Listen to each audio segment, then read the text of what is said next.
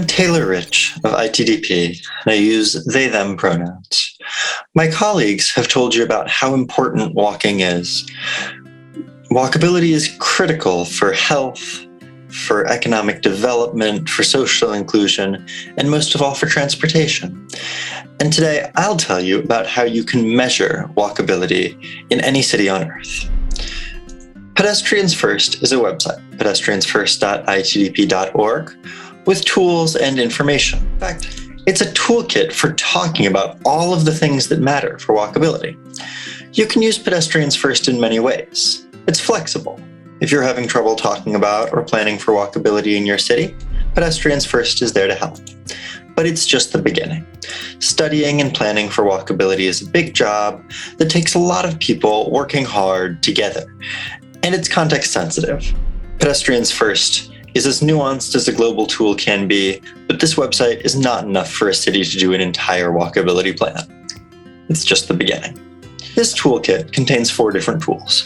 The first tool, Visit a Street, is the most zoomed in, the most context sensitive, the most precise. To use the Visit a Street tool, you pull up the Pedestrians First website on your smartphone or mobile device, and you go to a street that you want to study. And you go through this checklist of about 40-something questions, and you answer them all yes or no, depending on the characteristics of the street. This can help you understand at the closest, most high-resolution level what your street needs to be a walkable environment for everybody. It can also help you notice what the street's missing. And this tool provides policy guidance for you to see how other cities have accomplished the task of making their streets walkable in every way. Next, we can zoom out a little bit to the Examine a Neighborhood tool. This tool is meant to be used for an area of maybe 500 or 1,000 meters square. It asks you more detailed quantitative questions about the key elements of walkability at the neighborhood level. This tool can be used to review proposals for development. It can be used to review sector plans, and it can be used to examine existing neighborhoods and see what they might need in the way of improved walkability planning. Next, we'll zoom out from the street and neighborhood tools, and I'll actually use the Pedestrians First website to demonstrate live for you how to use the View City Measurements tool. So the other 2 tools were self-survey tools, asking you questions that you answered.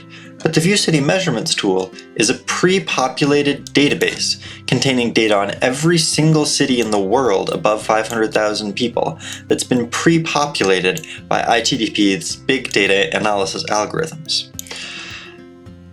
This tool lets you zoom in on any city and look at 5 different indicators.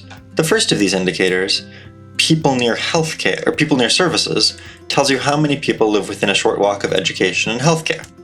Looking at it in Seoul here, we see that although the city in general has a very high level of coverage and that most densely populated areas are covered with both education and healthcare, there are a few areas, for example this neighborhood, that have high population and might have access to schools but do not have access to healthcare.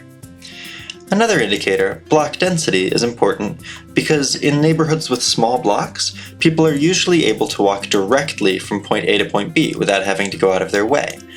So this indicator can show you where the city might want to invest in building more bridges, or where there might be areas of large blocks that separate residential neighborhoods from one another, where the city might want to build pathways or cut-throughs of some kind for people.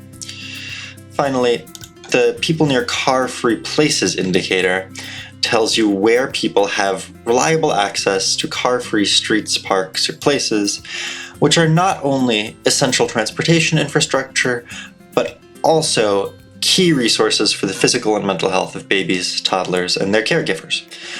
This tool, of course, also provides policy recommendations for you to help learn how to improve these indicators in your city. Thank you, and take care.